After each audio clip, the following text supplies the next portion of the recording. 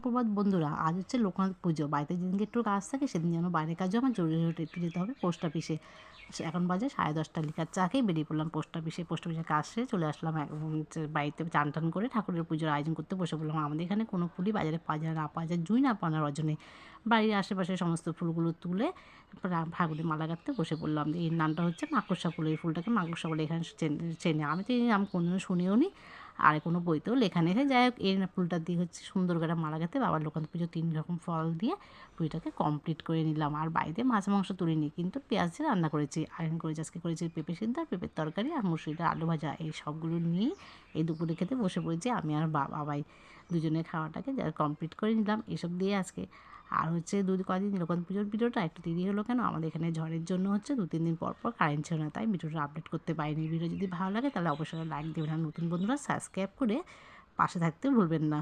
সুপ্রভাত বন্ধুরা।